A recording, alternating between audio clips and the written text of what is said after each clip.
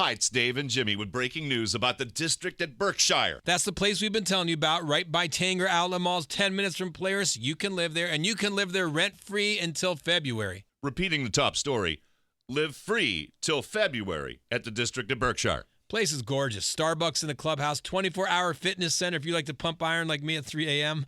Right by Tanger, right by Polaris, and free until February. The district at Berkshire brought to you by Champion. Go to livewithchampion.com, livewithchampion.com. I'm sorry, that flight's been canceled.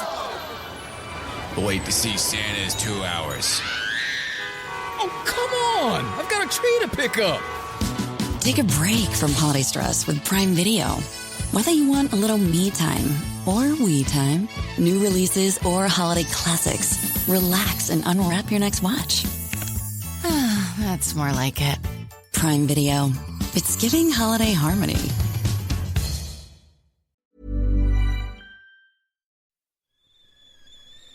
The kettle's boiled, Vic. Great. Perfect timing. Just a dash of milk for me, please, mate.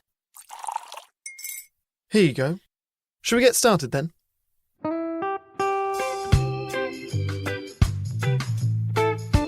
Have you ever woken up on a Sunday morning and said, I'm never drinking again, and then found yourself waving $50 at a barman by happy hour?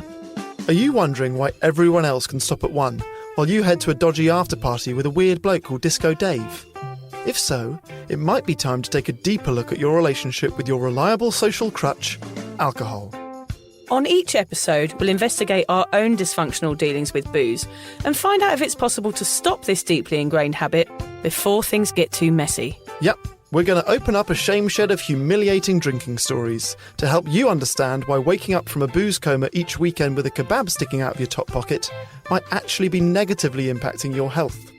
Hamish and I are here to delve into what it's like being sober, an unwanted warts and all look into why giving up those cheeky pints or putting down those mummy wines will make you feel happier, help your anxiety and mental health, and turn you into the most sparkly, authentic version of you. Won't that mean I become boring though, Vic? Well, Hamish, we'll just have to wait and see. I'm Victoria Vanstone. I'm Hamish Adams-Cairns. And this is Sober Awkward.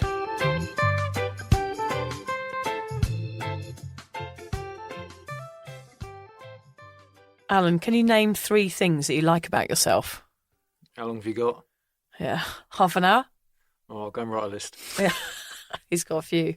A list of things that he likes about himself. He's very self-assured, isn't he? Yeah, it's good, isn't it? Yeah, it's good. He likes himself. He has his flaws, but he's confident about all he likes about himself. Yeah, we like that about people. That's a good thing to know about yourself. You've been itching to tell me a story all day, but saving it for now. I have. This is your opportunity. I just had a funny conversation with my daughter this week, which I wanted to share on the podcast because it made me chortle. I was cleaning up my daughter Nellie's bedroom the other day and I picked up her pillow and I was making her bed and I picked up her pillow and underneath it there was lots of little bits of like white stuff. I was like, what's that? What's that? It's really weird. So I went out and into the lounge and said, Nellie, what's all this like white stuff under your pillow?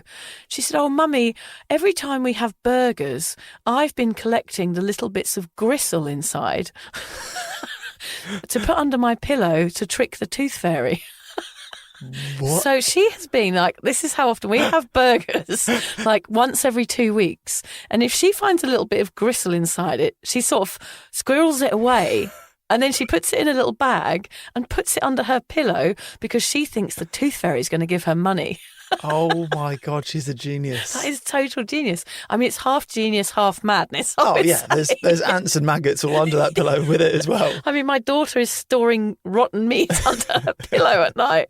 It was quite the find, I can tell you. She is at that fun age at the moment where she constantly has at least one tooth that is shaking. Every time I come round, she's like, hey, look at my teeth. Yeah, there's one that's facing the wrong way or one that's 3/4 of the way out. It happens when you're 6. You sort of turn into Nanny McPhee. Yeah. It's like the people on The Simpsons. All the English people have terrible teeth. She's like that. She's like got rotten teeth. One's fallen out. One's falling out. One's wobbly. Yeah, so she's got lots of weird random things that I will share with you often, Hamish. But she's so creative. I can't help but love her, of course, because she's my daughter. But her creative mind really inspires me sometimes. She's going to be a scam artist. That's what we're getting at here. Yeah, hopefully she can give me a bit of a backhand. But this week's been different to previous weeks. because I was the one setting the challenge, Vic. Yep. And we have just returned this minute from Brisbane, Yep. where I took you to a breathwork course. How did you find it? Well, I just cannot believe that experience was just so overwhelming for me. I just can't believe that we've just been through that together, quite honestly, Hamish. It was quite an emotional roller coaster. But when I walked in, I was really nervous and really self-conscious because I was in a new place with people I'd never met before. And I'm not a very spiritual or outgoing person when it comes to that kind of realm. I'm very judgy and kind of go in there with a sort of negative frame of mind.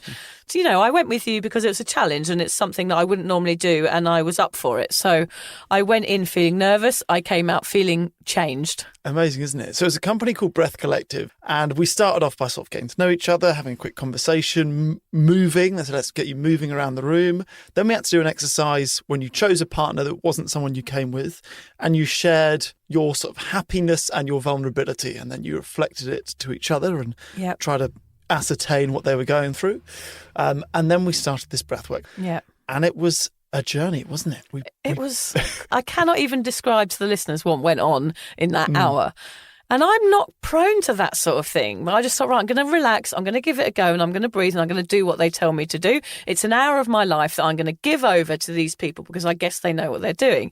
And in it, the thoughts that came up and the emotions and so many things about my children, about my work, and about how I'd sort of lost my way a little bit and my connection with my family and myself.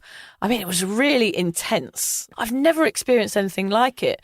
And I think for anybody out there that ever wants to try anything different, go and do one of those breathwork courses, because it is actually just a fascinating day out for you to learn something about yourself and actually understand your emotions and how much is repressed that needs to come out. And I just felt so much lighter afterwards. I felt like I'm going to change some of the things that I do, and that I'm going to be more conscious about my behaviour, and that I'm going to live I'm going to live a life that's more fulfilled just because of that couple of hours I spent in a room with some random people today. So, I highly recommend it. It was wonderful. I really enjoyed it. Me and Hamish had a nice cuddle, didn't we, afterwards? Yeah, we did. It was really nice to connect with people in that way and be rid of ego and all of those things. And I think to connect it to drinking, so Chris, who runs it with his partner Anna, he's been sober since 2018, and he says, this is something that we can all do. Can really connect to the people in the room sober. A lot of people come to this, it seems, when they find the sobriety. And actually, both of us talked about feeling high in there. We're not drinking. You're literally just focusing on your in and out breaths, and you are vibrating. I mean, you were so energized at the end. It was better than being drunk. It was much better than being drunk. Because there was no down from it, was there? It was like we just felt amazing. We did something really cool, and it helped us understand some of our own behaviours, which is really interesting. I can't imagine anyone would come away from that going, "Oh, that was shit," would they? Yeah, exactly. Even if it's out of the comfort zone, which it is for many, many people. Even the people in the room were admitting, this is way out of my comfort zone. I don't know how I'm going to feel. And they all came away going, wow, that was pretty amazing. I'll do it again for sure. Yeah. Now, we know that some of you joined the Give Up Club and are now about 9 weeks into your sobriety, and will be experiencing some of the huge wins that jog alongside giving up drinking. So today we want to talk about all of these advantages so that anyone that is listening can be inspired to start their sober journey. I know you love that phrase, Vic. Yeah. And those that are already on this twisty, turny path are encouraged to carry on. Yes, I guess like today, it is a journey of some sort. Maybe we can say sober escapade or something like that, if you Hamish. prefer. Yeah. Lucy and I did an episode about a year back called The Gift That Keeps On Giving, because sobriety really does get better and easier the longer you do it. So today I want to tell you what has changed for me since then and find out what Hamish has in store. I also want to hear from some newly sober cuppa members to find out what positives they've experienced in the wibbly wobbly early days of going alcohol free. Great. I think this could be really motivational, Vic. Personally, I feel like I'm doing well so far and am reaping lots of amazing benefits, which I can't wait to share. I'm looking forward to hearing how others are doing. It helps inspire me and keep me on track. Today, you will go away understanding how sobriety is like a well-fitted suit. It's smart, it's slick, it builds your confidence, irons out your problems, and even though the trousers sometimes get stuck in your arse crack, it's way better than that dirty old pinstripe ensemble you found at the op shop in 1984. It's time to measure up and find out why going sober suits you, sir. Ooh, suits you, sir. Let's start with the outside, the surface level stuff. I see lots of people before and after online posting pics of themselves, comparing rock bottoms to smiling selfies.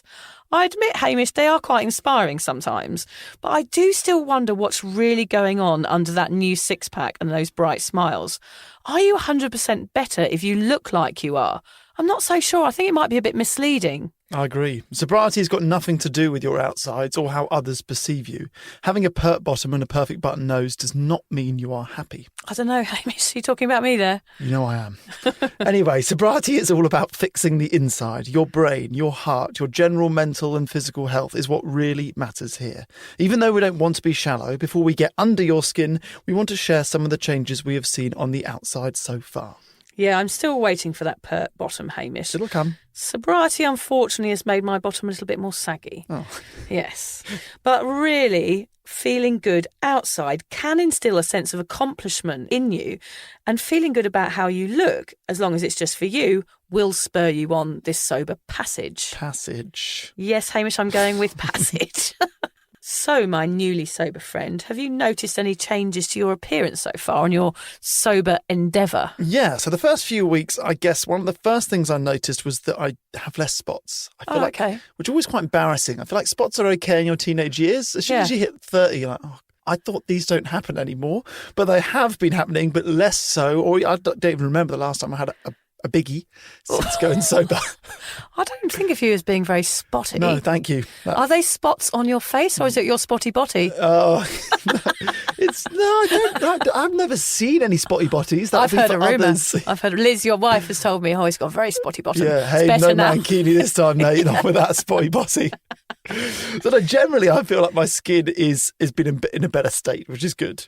And I feel like although I'm more tired than I've ever been, obviously with the birth of my son Sonny, I feel as if I've looked a lot worse when I've felt this tired before. Yes, if right. that makes sense. That does make sense. The bags are not as bad as they have been in the past. I feel as if physically I'm in good shape. I just beat my best half marathon time from last year, and actually I did less training than last year, but I didn't drink. Okay. So I wonder if that helped. Who knows?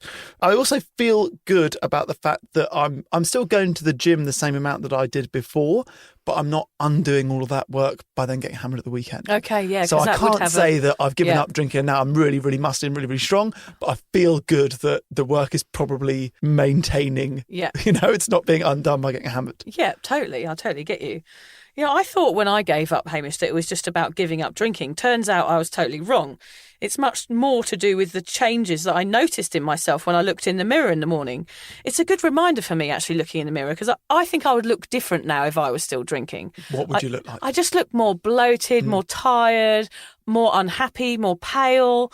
I didn't go out on Sunday, so I didn't get the sun on me, so I generally just didn't look as well. Mm-hmm. When I look back of pictures of me in my early 20s, I don't look well, and especially in my eyes. I call them like dead shark eyes I've got. They're just black and there's no one in there. It's really horrible to see, actually. So, yeah, I definitely look better now than I did when I was a drinker.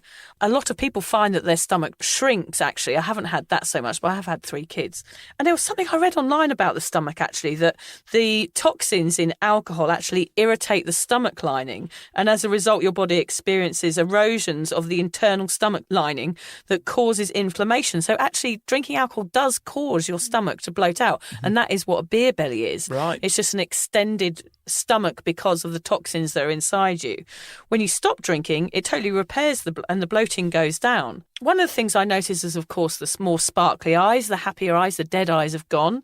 My breath is less stinky. I know that's not like you can see it, but I almost feel like you could have seen my breath when I was a drinker. It was kind of like a green toxic gas coming out of my mouth. You just see the grimace of the people sitting opposite you. That's how you see breath. Yeah, it was a visual thing. It sounds like it isn't, but yeah, you could see my breath. It's almost like the steam in the morning on a cold day, but green, yeah.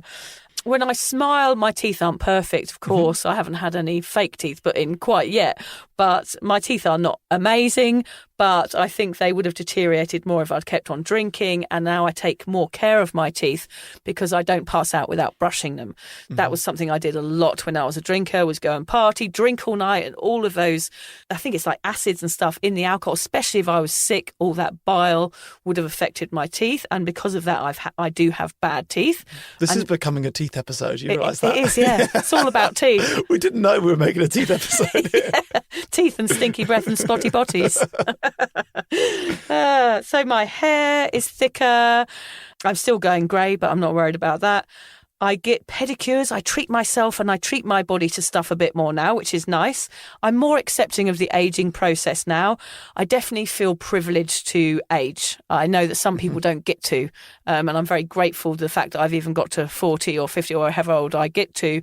I feel privileged because I know that some people, unfortunately, don't get to the ages that we get to, which I think is a really nice way to look at it. And then that makes you accept yourself and your body and how you look a bit more. And that's why I'm good with my grey hairs and things. And I'm not one to get surgery. I'm not one to change my face. I don't think yet. Things might change in 5 or 10 years where I might hate myself, but I don't see that happening. No.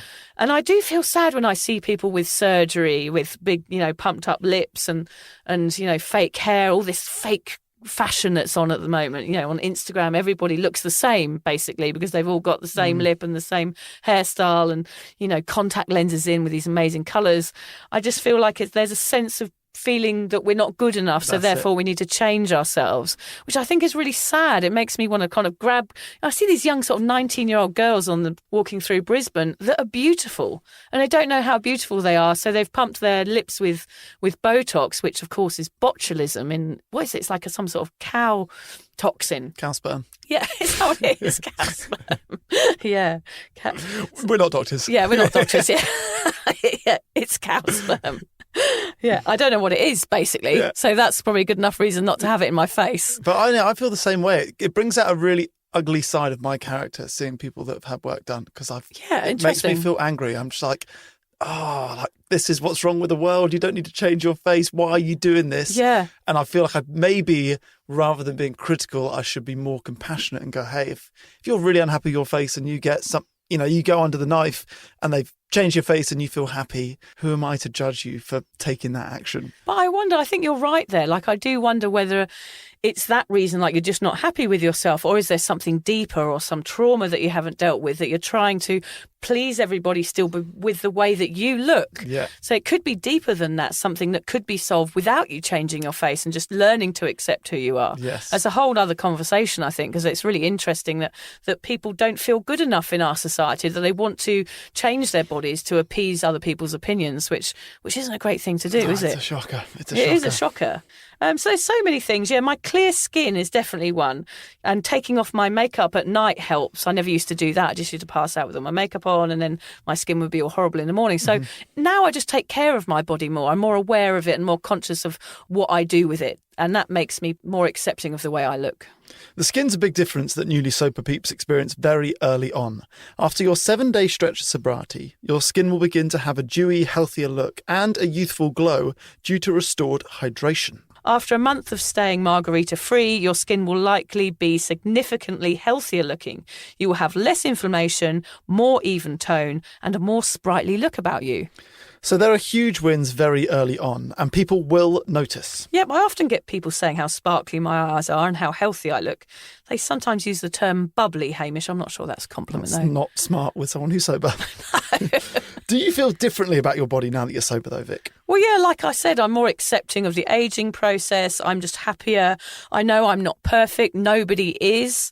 And I'm more proud of my shape now. I've had 3 children. Like, what can I do? I've got a belly. There's not much I can do about it. It flaps over. I can carry the shopping in it.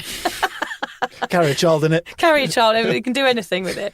I mean, I would like to lose it. That's part of me that is a woman and wants to be slimmer. There is that in my brain and it annoys me about myself. But I think now I'm more conscious about being healthy and it not being to appease somebody else's opinion, like I said. I don't mind people looking at me and thinking, oh, she's a bit overweight. That doesn't bother me. But for me, you know, a couple of years ago, I got really fit doing loads and loads of boxing and I felt amazing. So I know how that feels and I always want to kind of get back to that because I know when I feel good and I look good, it has kind of a continuing circle of benefits, really. Yeah. But there's a distinction, though, isn't there, between feeling good and looking good? Really, if you feel good, that's important. Like you say, if somebody looks at you and go, oh, she should lose her belly, it doesn't matter if you feel good. You know, that's if you feel good, it doesn't important. matter. Yeah, it's kind of like a defense mechanism. It's saying, I don't really care what you think. What I think about me matters. Because that is really, at the end of the day, that is all that matters, is what you think about yourself.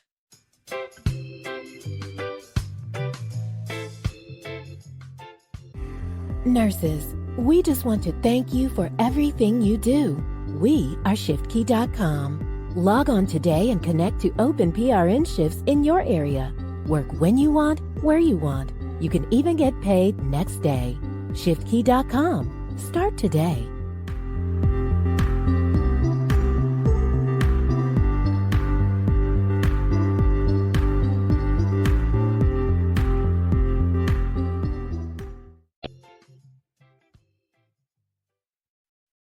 So I'm just grateful that I'm here and that I'm alive and that I'm healthy.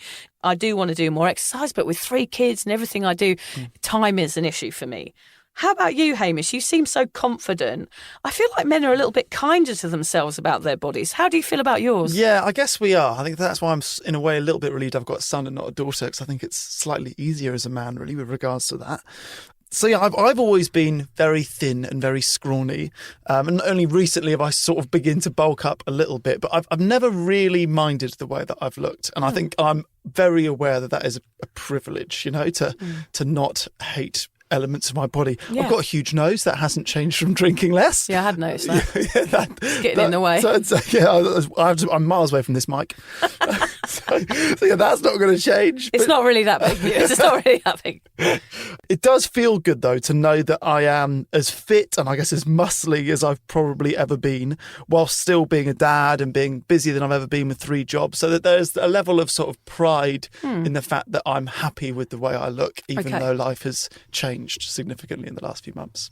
I wonder if people sometimes drink because they're not happy about the way they look. Yeah. Which is a shame, isn't it? And it's a snowball. And it's a snowball, yeah. Less because exercise the worse you look, and then you're going to be drinking more. And it's a vicious cycle. It really is. Actually, I think people do it not only because of that, but also they think if I drink, then I'm not hungry. Okay, so, you know, people get, skip dinner and get hammered and go overnight out and dance. Yeah. Sweet, I'm not eating. I've got no calories in me. Well, I've drunk all my calories rather than eating them. Yes, it doesn't make any difference. You're still going to feel like shit and look awful the next day if you do go out on one of those nights. Well, look at any gap year student. Yeah. All of us ate very little and drunk a lot, and all of us put on weight. If you want to have a look at proof that drinking puts on weight, look at a gap year student at the end of their 6 months in Thailand compared to the beginning. You can see it. And I just ate onion rings a lot. I used to eat everything in the deep fat fryer when I was at uni. It was like, shove it in the deep fat fryer, we'll eat that, then we'll go and get pissed. No wonder we look like bloaters. Yeah, it didn't look great, did we? So let's head under the skin now, deeper into the nitty-gritty of who we are as people. Another weird and wonderful side effect of no longer downing pints at the pub is how you evolve as a human being. When you get sober, you feel and care more, and that has lots of positive fallout for you and everyone around you. So true. I never knew that humans were capable of growing, Hamish. I mean, today is a perfect example of that, our breathing session. You look like you never stopped going, actually. No, that's just an erection. Oh, right, that's all right then. I thought that was your nose. I thought you were just born who you are and you were intended to be that way forevermore and that people never altered. I sort of accepted my own fate, Hamish. I'm a drinker, I'm a partier, I'm a people pleaser, I'm shit with money, all of those things. I thought really I was destined for the scrap heap and would be that way forever until I gave up drinking. Then I realised I'm none of those things. I don't know, I'm still a bit of a people pleaser though. I was able to grasp onto more hope for me when I gave up drinking. I began to believe I could achieve anything. It was an amazing transformation from party girl to functional mother and operative citizen of this earth. With sobriety, my personality changed too. It was a big surprise. I know it's still early days for you, Hamish, but do you notice any changes in your personality? I don't want to sound like a prick here. Okay. But there is, and I'm sure that sober people can relate to this. There is a level of self-congratulatory smugness in getting into bed every day and sort of patting yourself on the back for achieving this thing of one more day sober, one more day of something that lots of people struggle to do or don't even try and do. You've like reached another day of being sober. Yeah, and you should be proud of that, and you should go to bed feeling smug, because that is not an easy thing to do. But it's difficult to speak to people who drink and not sound like a prick when you say that. Yes, I understand that, because they'll just hate you. And I also know that what I'm doing is best for me and it's best for my family, which feeds into liking myself more and being more proud of my decisions. So it's quite reaffirming in that way. So I guess really that's more confidence, which could lead to more smugness. We're getting in a smugness roundabout here. There's nothing wrong with a smugness roundabout. And with each passing day, I feel as though my sobriety and doing this podcast and communicating with people on Cuppa might be inspiring people. That's the hope. If just one person is inspired enough to face up to an unhealthy habit and go sober and turn their lives around. I've had a few friends of mine reach out and say, hey, this is great, I'm going to try and go sober with you. Yeah. That would be my biggest motivation. And I can't overestimate the effect that you and Lucy have had on people's lives already in just starting this podcast. And I guess I want to carry on that work and do the same.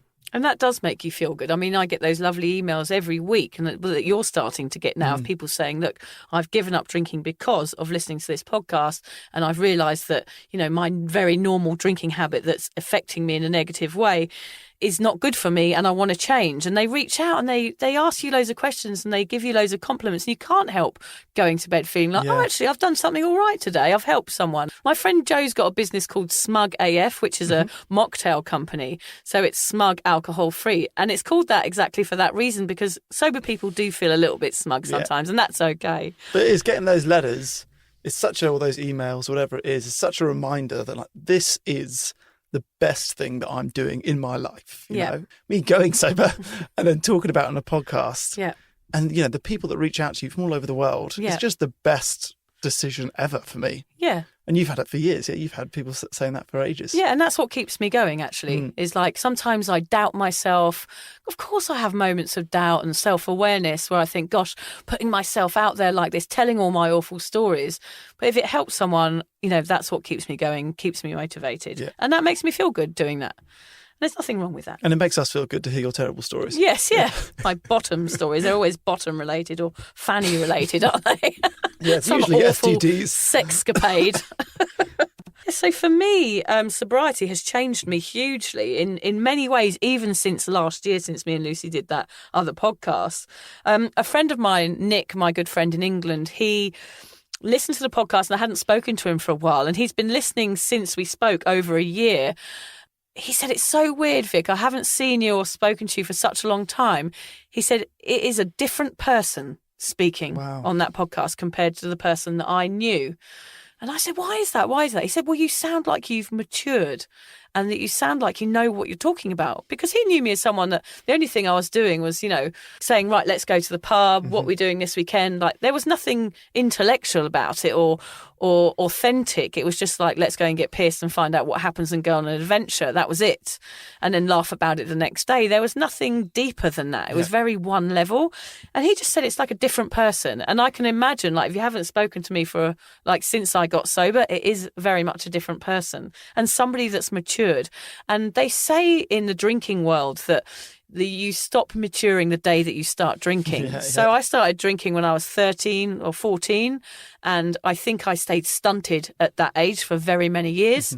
And that's what's changed, is that at 40, I gave up drinking and I've matured all of those 25 years in the last 5 years, which has been really interesting. Yeah, so I don't have decks set up in my bedroom anymore. I mean, that's something that's changed. That's a bit disappointing. You'd be a cool mum. Yeah. And there's some other weird changes that I would never have expected. Like, I care more about the environment, which is such a weird side effect of giving up drinking, especially dogs. I did a post on my Instagram last night. I just met this beautiful little chihuahua the other day. Like, don't get me near a rescue home or like one of those dog shelter things. I'll be adopting every single dog in there. Whereas before I didn't really care about animals. And I've been vegetarian and vegan ever since I gave up drinking, on and off. We adopted 50 dogs in a year. What? Yeah, we were in Sydney. We became friends with a woman who ran a rescue pound. Yeah. We got 50 dogs in a year. So what did you do with them? Where are they? We fostered them and then we'd find them homes. But it was wild. It was kind of good practice for having children. But Liz would go pick them up from the pound. Oh, and I'd how say, lovely. Liz, only come back with 2. Okay. And I'd come home and there would be 6. What, she'd Come have on. 6 They're dogs in the siblings. house? I couldn't. That one was looking at me funny. Yeah. So yeah, it'll get you, dogs. Dogs get you every time. I mean, that's one thing that's changed is that rescue dogs, I just don't get me near them because I will adopt them all.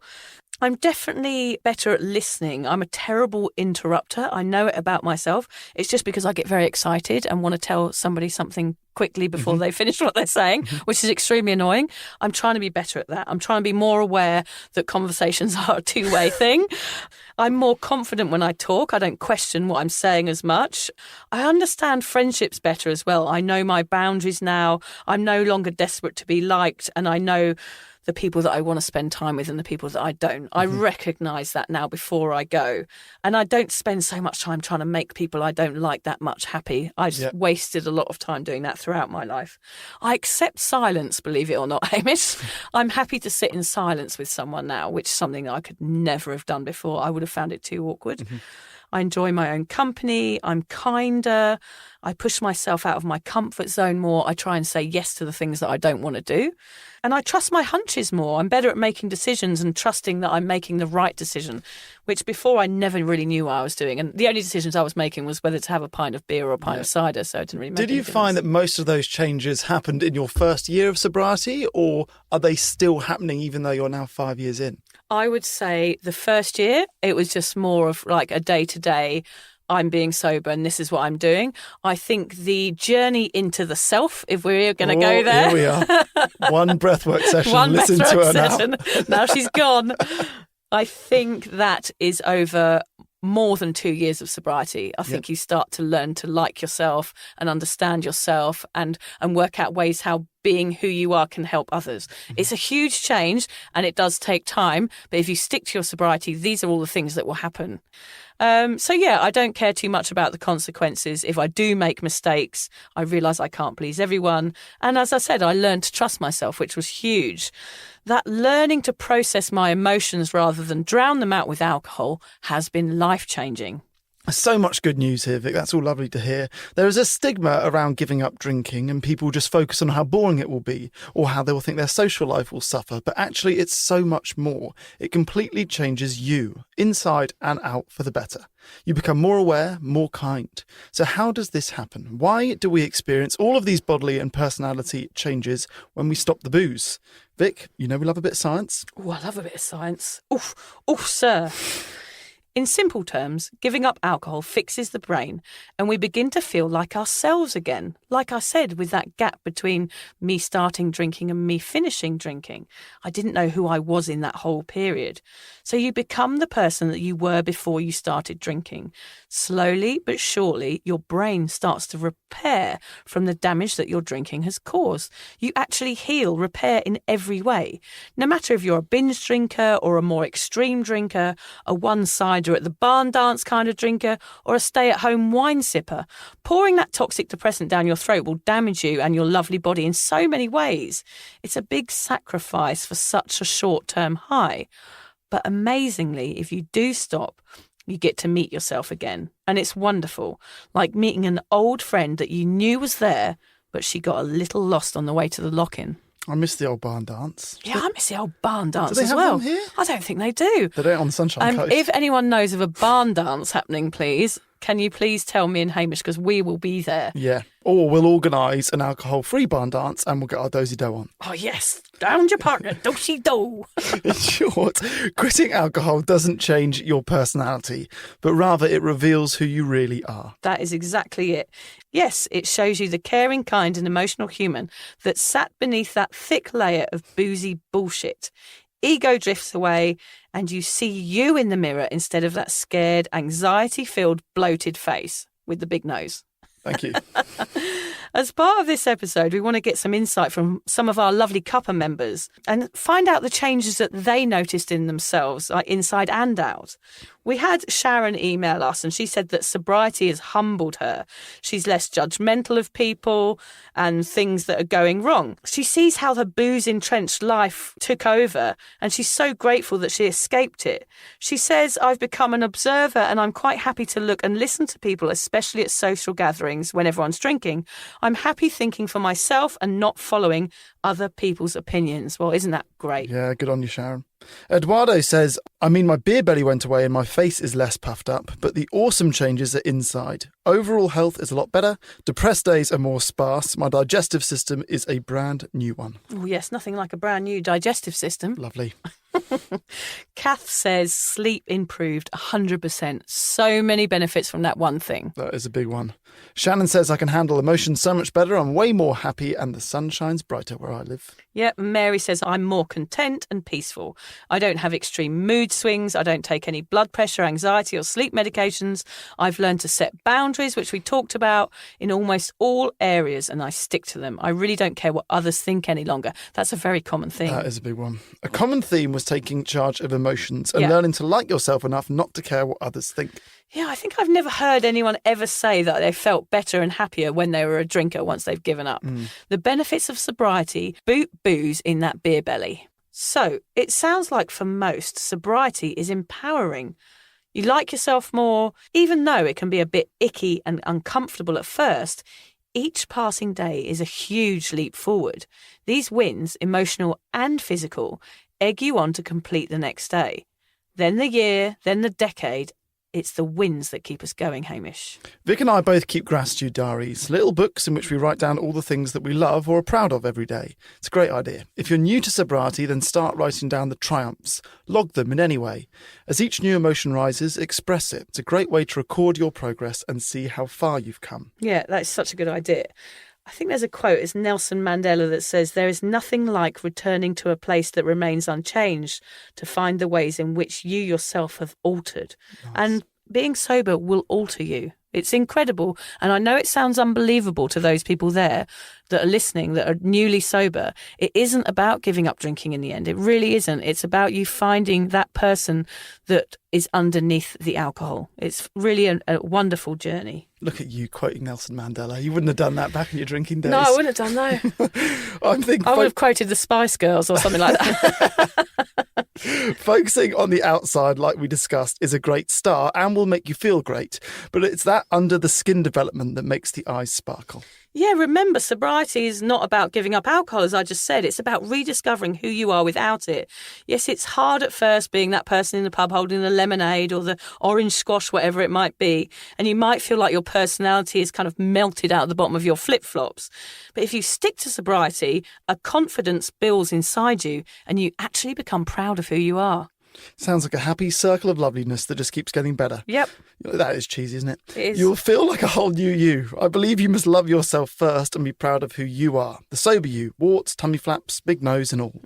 Yeah. So, I mean, we do sound quite cheesy, Hamish, sometimes, don't we? I would actually hate myself. If I was listening to this in my drinking days, I'd be thinking, who is this bloody idiot? Yeah. Who's this twat walking to the sound of her own drum? Yeah, just all linking arms and skipping towards the rainbows. Yeah. Picking daisies on my way. Yeah, I would have hated myself, but hey, what did I know? Thankfully, well, actually, no, I was going to say, thankfully, we don't have to listen to the podcast, but we probably listen to the podcast more than anyone. Yeah, we have do. to edit it. We do. We edit it. We edit out all our faux pas, don't we? We've got a couple of quotes, actually, Hamish, haven't we? So many quotes about self-discovery on this one. God, I was trawling through them. Everyone was kind of making me want to vomit, but I've chosen a couple for us here. This is one by Oprah Winfrey. I was once afraid of people saying, who does she think she is? Now I have the courage to stand and say, this is who I am. Love Oprah. Oof. Love it. The other one we found was by Lao Tzu. Probably less famous than Oprah Winfrey. No, he's got a very famous book, Lao Tzu. I can't remember what it's called, but it's very famous. Yeah, okay. The quote, though, is a gem. He says, he who knows others is wise. He who knows himself is enlightened. Oh, yes, I definitely feel a bit enlightened after our breath work today, Hamish. It has been the theme of the day. It's been self-discovery, isn't it? It has a bit, hasn't it? Yeah, I'm feeling good. I'm going to go home and put some of these things into my life on a daily basis, I'm going to go and be a bit kinder to my children. Will we make it home tonight before it gets dark once we've read Alan's list of things he loves himself about? Oh, gosh, we've got to go and find his list. Yeah. God, what could be on there, do you think? He's going to fill a whole wall. It's going to be... I don't know. Oh, he's coming. Oh, hang on. Alan, Here he is. Here you go. Oh, he's written something. Okay, he's got the list. The list is empty. Oh, it's empty. What? That is actually quite sad. Oh, poor Alan. It's this empty page of sadness. We love him. Yeah. We'll write on it that we love him. Why don't we go and jump on him and get him to do some breath work, and we'll give him a bit of a cuddle? Yeah, I was going to say cuddle. Jump on him sounds aggressive. Yeah. He doesn't love himself. Let's go beat him up. Yeah. No, a nice cuddle, a soft one. We'll go cuddle him.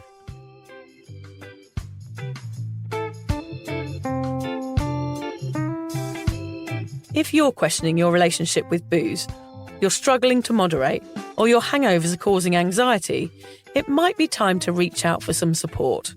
Yeah, just talk to a mate about how you're feeling, contact a local doctor, find an AA or sobriety group. Vic's got one. Yeah, just head to www.cuppa.community. Remember, if you're questioning yourself, it might be time to seek support. Even though this journey can be awkward, it is definitely worth it. And if you've enjoyed the Sober Awkward podcast, don't forget to review it, rate it, and share it with your mates. They have to share it with their mates? Yeah, of course they do. I'm not doing this for nothing, Hamish. Bloody hell. How do they share it? I don't know, just write it on the document.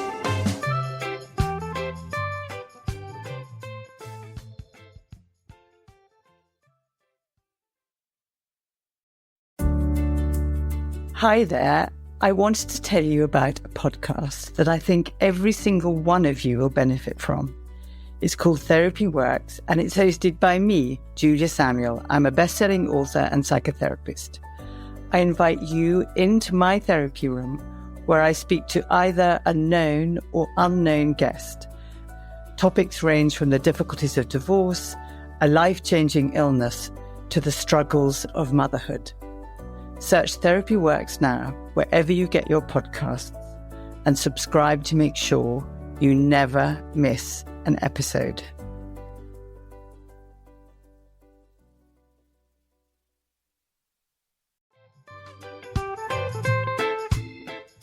Vic, so do you fancy coming on a sober holiday? Don't worry, we're not talking about some corporate wellness retreat with cucumber water and enforced eye contact. No, this is a sober awkward retreat. 8 days of sun, sweat, laughter, and absolutely no hangovers. Yep, it's all happening in Thailand next October. Picture this: yoga at sunrise, writing workshops, ice baths, Thai boxing, and lots of awkward sober dancing under the stars. It's a proper holiday with proper weirdos, our kind of people. Yeah. You'll meet legends who've also given the booze a boot and want to have fun without feeling like a social reject. Come solo or grab a mate. Bring your awkward, bring your sun cream. No pressure, no judgment, just a big, warm, sober hug in paradise. All the info is at soberawkward.com/retreats. Come and get sweaty with us, emotionally and physically, in our all-inclusive jungle resort. You'll start out as 15 strangers and leave with 15 new sober mates. I'm not sure I want 15 new sober mates, actually, particularly sober ones. Yeah. Oh, well, you're not invited then.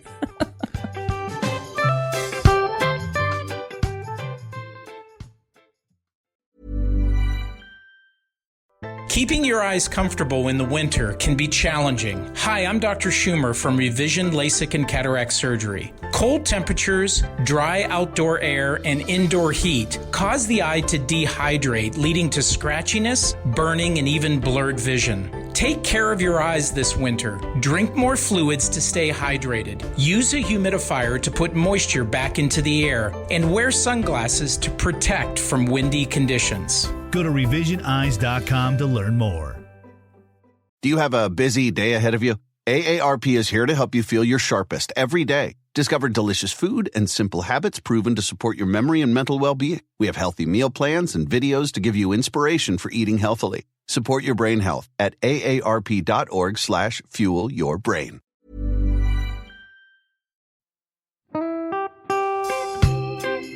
So, as you probably know, my comedy memoir, 1,000 Wasted Sundays, is officially out. all my magnificent fuck-uppery in one awkward hit. If you'd like to get your hands on a copy, it's now available from all good bookstores. We always say all good bookstores, don't we? Yeah. Are there bad bookstores? No, it's probably ones with moody sellers. Oh yeah, really depressed librarian folk. Yes, okay, good. So there are probably some, but we're only storing it in the good ones. It's only made it into the goodies. You can also get it from all good online retailers. The print version and ebook are out now, and the audiobook will be available in March. I've been writing my memoir for 5 years. It will make you laugh, cry and cringe, and hopefully inspire a few people to reconsider their relationship with booze. If you love the podcast, then I think you'll love the book, even if I do say so myself. Hamish has read it. What did you think? I feel like I know a little bit too much about you now, to be honest, Vic. Look, I really loved it. It was hilarious and surprisingly moving, but I feel like I've seen you naked in a literary sense. Yeah. Does that make sense? Yeah, that's worrying. Yeah. From an emotional point of view, seriously, it wobbled my teeny weeny wooden heart, Vic. Okay. My teeny little wooden heart. Well, his wooden heart is broken. Anyway, so if you do manage to get your filthy mitts on a copy, please do me a favour and head to goodreads.com and give me a review. Doing that will help me get it out there to those that need a bit of sober support. So there you have it. My story, unwanted warts and all. Come and get awkward with me. Not to be too demanding or anything, but seriously, go and buy it now. Yeah, go and buy it. Go and buy it right now. Yeah, don't just tell your friends, buy it, and then buy your friends one or two. Yeah, don't give them a copy, buy it. Yeah. And you know what? Don't be careful where you store it. If you lose it, you can always buy another 5. Yeah, buy another one. Yeah.